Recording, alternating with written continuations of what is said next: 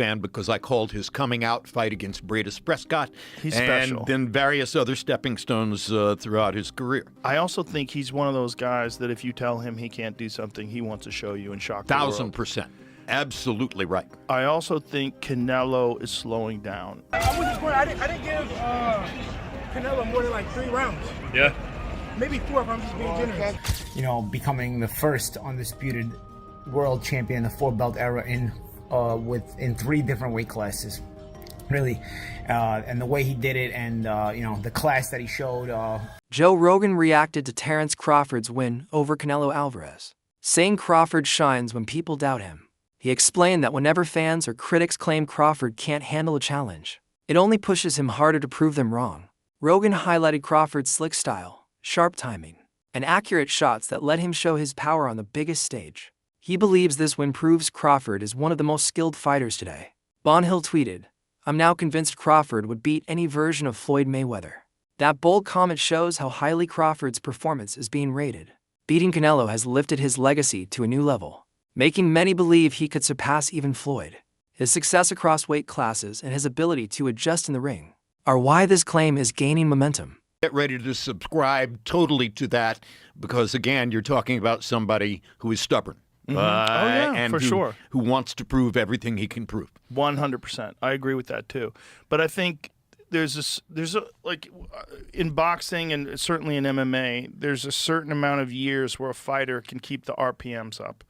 And, you know, when they're in the red line, and there's some people subscribe to the idea of 9 years. There's 9 years is the most that a elite fighter in MMA has performed at their prime. I think that's a bullshit number because I think it's entirely dependent upon lifestyle, nutrition, discipline, physical attributes. There's a lot of factors. George Foreman won the heavyweight championship of the world in boxing at age 45. True, but he took 10 years off. Yes. Commentator Gareth called Crawford's performance one of the greatest ever in boxing. He pointed out that Crawford moved up 3 weight divisions to face Canelo, came in as the older fighter, and returned after more than a year out. Yet, despite all that, he showed complete mastery, skill, and calmness rarely seen in history. Gareth said fans should see it as a once-in-a-lifetime display of greatness. Shocker Stevenson also praised Canelo, posting that many fighters today are too scared to face great opponents. But Canelo stepped up and deserves respect. He called him a legend. Stevenson's message reminded fans that greatness isn't only about winning, but about daring to face the best. Did throughout the course of the week. We said that this is a game of IQ. There's going to be movement within the fight. You're going to have to answer different types of questions and bring different types of game plan. Crawford did that. He was able to do it backwards. He was able to do it forwards. He could trade in the pocket, catch the stuff, and then counter. He was absolutely magnificent. Listen, I know this is raw and we've only just walked out the stadium, right? 10 minutes ago. And when the dust settles on this, we'll probably have better answers and better thought processes. And I'm sure people watching this will get stuck into the comments and maybe say what I'm about to say is quite outlandish.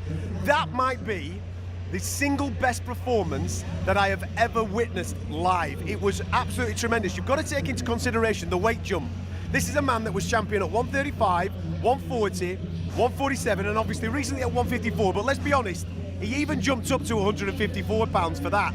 To go then up to 168 and take on the former pound-for-pound #1 king on a Mexican holiday weekend in Las Vegas and managed to beat him on the cards when the judges tried to do him, mate, it is out of this world what Terence Crawford just did. And he needs all the flowers in the world, he needs all the praise in the world, and I don't think you're wrong, mate, by saying he's the pound-for-pound #1. It's an ever-moving list. That performance alone deserves to put him right at the top of the chart. Yeah, he's become. There's an argument that he becomes an all-time great with that performance, like you say, because the majesty, the poise, the presence all week, the pinpoint accuracy of everything he did in there, to the fact that in the end Canelo was frustrated and knew he couldn't do anything to Crawford, and he started visibly frustrated, wasn't it? No, visibly frustrated that he started to do a weird kind of showboating because he didn't have any answers for what was happening and unfolding in front of him. I think Terence Crawford has rubber-stamped himself as an all-time great tonight, and I want to revise a view on him. I wondered whether he would have been capable of beating Floyd Mayweather at welterweight. Oh, you're going for it now, aren't you? And I think, yeah, we got to. I think he may well have done. Paulie Malignaggi said Crawford's achievement was historic, Becoming undisputed across for weight divisions is extremely rare, and the way Crawford did it against Canelo stood out even more. Malik Naji compared Crawford's dominance to Floyd Mayweather's control in his era, saying this win marks the start of Crawford's own era.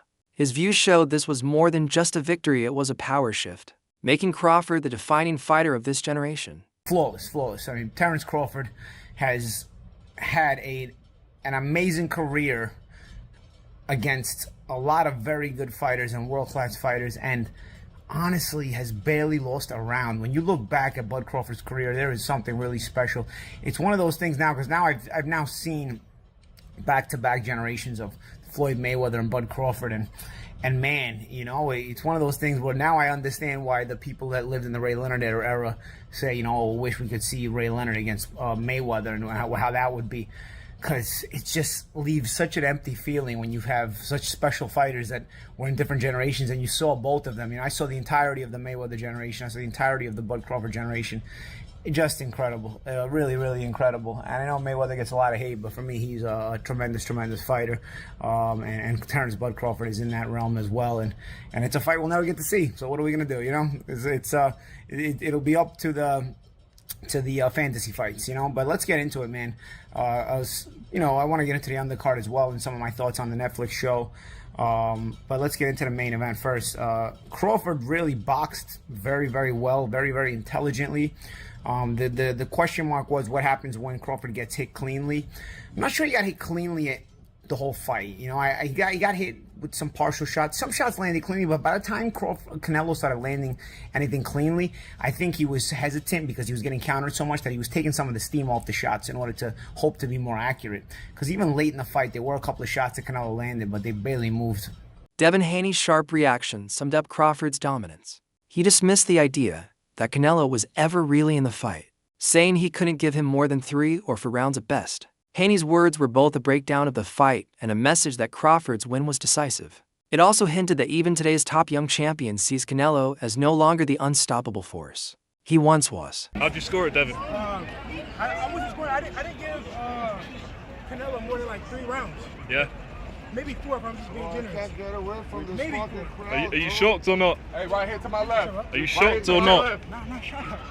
I knew that if you kind of fight. One fan tweeted, "True competitors are all champions. There is no loss in chasing real glory. Thank you and congratulations to Terence Crawford and Canelo Alvarez. The warrior spirit won tonight."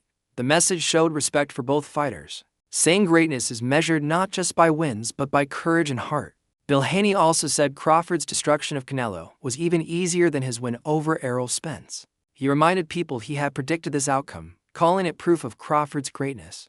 By comparing it to the Spence fight, Bill showed how Crawford keeps neutralizing top fighters and making each win look smoother and easier. Result. Exactly. And you guys knew what was going to happen. You were in denial. That shit looked easier than Earl Spence. Did it look, huh? It's a brilliant performance. Brilliant performance, man. Shout out to Team Crawford, Bo Mack, and that whole team, man. You know what I mean? Where'd you rank him all-time list after that? I mean, put his face on Mount Rushmore. You get what I'm saying? He deserves his place, for sure, for sure. Did you score it, Bill? Yeah, I scored it a lot for Crawford and a very little for Canelo, if any. I don't know. 116, 112? Yes. I don't know. I mean, I could pick one or two. I could pick one or two in there or something like that. I know it's straight after the fight. But do you want to see Crawford go out on that, or do you think there'll be a rematch? No, I don't hear a bunch of partying going on. I listen. It sounds like a funeral home in Allegiant Stadium. Did Crawford win? It sounds like it's a funeral home. Look, you see over there. You see it's quiet. It's quiet as shit. Yeah. Is it a holiday or what? Oh my God. Oh my God. Listen, that's a Crawford fan. He's Mexican. Now, listen. Hey, y'all know what's up. Crawford did it. And only person that's talking is me. November 22nd. If you don't want to hear nothing else, Crawford is great. November 22nd. Another fan tweeted, "Crawford is out of his prime and older than Canelo. Bud beat him fair and square. No catch weight or nothing. He lost to a guy who came up 3 divisions. No excuses." This highlighted the significance of the victory. showing Crawford still proved superior despite age and moving up. Analysts agreed the fight was about more than belts, it was about legacy. The winner would be seen as the greatest of this era. With Crawford's win, he claimed that crown. Experts stressed how well he executed his plan, shutting down Canelo's strengths while showing his full skill set. The talk shifted from does Crawford belong among the greats to where does he rank in history? You need rehydrate, you need this. No, you don't. If you're actually a man who is willing to, challenge himself and not a little boy who's afraid, then yeah, you can do it. You can absolutely do it. And Terence Crawford did it, and he did it damn well. Credit to Terence Crawford. Absolutely. Honestly, I'm still... Because for me, although I was picking Canelo Alvarez to win this fight, and although I've been a fan of Canelo Alvarez for many, many years, he was one of the main guys who got me into boxing. I have loved Terence Crawford, loved watching him fight for years and years and years. I remember staying up at the time, and I actually made sure to get the HBO feed to get his fight with Victor Postal. And I remember, it wasn't one of his more entertaining fights, but I remember just being just in awe of the skill and ability of Terence Crawford at the time. I remember Bob Arum, they're both run by Top Rank, when people were saying, oh, could Loma fight Terence Crawford? And Bob Arum said that would be suicide. It would have been suicide. Could you imagine? Good Lord. I can't put into words how happy I am to be proven wrong, because I love watching Terence Crawford. I think he is phenomenal. Absolutely phenomenal. And it's really fitting, right? And I love Canelo Alvarez, right? But it's really fitting that at the top of boxing, we have two of the most honest champions, honest men you could ever see, you could ever imagine. And that being Alexander Usyk and Terence Crawford, two friends. And I think they really sum up this era of boxing. If we are coming to the end of it as a whole, I think they really sum it up that if you're dedicated to your profession and you're willing to stay disciplined and you're willing to... Joe Rogan reacted again, saying Crawford has now proven he's better than Canelo. He said Crawford isn't just a strong puncher, but also has the mindset and adaptability of a wrestler, making him even more dangerous. Rogan praised Crawford's ability to move up in weight and dominate, calling it an incredible achievement. He even compared it to legendary boxing moments, saying Crawford's feat was greater than what Marvin Hagler ever did. For Rogan, Crawford's flawless execution secured his place among the sport's all-time elite. It's weird to say against Canelo, but I think he's the better boxer, and I think he's the guy who can make the better in-fight adjustments if Canelo doesn't kill him. It's going to be interesting, I'll tell you that. What do you think? I don't know. It's a big jump to go from 54, which was a step up from 47, right? Now so it he's goes to going 54, and now 68. he's going to 68. That's so much weight. A lot of weight. But Terence I think he's the best switch hitter since Hagler. They claim Hagler was my favorite. Meanwhile, a fan tweeted, Jake Paul mocks lying weirdo Canelo Alvarez with brutal slam after losing to Terence Crawford. This showed how Jake Paul wasted no time in taking a shot at Canelo, keeping his rivalry alive by targeting big names. On the other hand, Roy Jones Jr., one of boxing's all-time greats, praised Crawford for reaching a new level of greatness. He called him special and said nobody in this era can match him after such a performance. Coming from Roy, who knows what it takes to be elite, his words carried serious weight. He made it clear this wasn't just another win, it was a defining moment that permanently raised Crawford's status. I scored kind of like they had it. It was a very close fight coming down to the last 2 rounds, but Bud put him out. And he fought very smart. He let Canelo wear himself down early, and then he started fighting late. He was very smart. Not many people gave Bud a chance, but he dominated in there tonight. Do you see anyone from this era beating Terence Crawford? No, nobody's gonna beat him. Nobody's gonna beat him. What makes him so special? The fact that he fought on both sides, and he's a winner at heart. His heart is everything. But the scorecard's right. 2 judges gave it to him by 1 round. Yeah, it was close enough fight. It all depends on what you like. Well, if you like Canelo's aggression, you gave the Bud by like 1 or 2 rounds. But if you like boxing, Bud won by a few more rounds. What should both guys do next? What? What should both guys do next? I mean, Canelo probably got to go back and decide what he wants to do. Bud, if I were Bud, I would just retire. Who gonna top what he did? Hayapataya said he wasn't shocked by Crawford's victory. He explained that he already knew how much drive and potential Crawford carried into the fight. For him, Crawford's willpower and skill made the result inevitable. His words showed how other fighters recognized Crawford's mental toughness as just as important as his physical ability. On points, bro, crazy. How did you have it? I had him up, bro, convincingly. Is he number one draft? Hey, science of the sport. This guy adapts. I knew it. How did you know he was going to win? Why? He's got too much ammunition. You know, southpaw, orthodox, on the back foot. That's what changes good from great is knowing how to adapt. You know, back foot, front foot. That's the difference. Devin Haney said he wants him to retire after that. Do you agree with that? Devin Haney is Devin Haney. You know, where is he? You know, what's he doing? So, What do you think of it? Do What you do I want think of what? Crawford to retire or you want him to continue?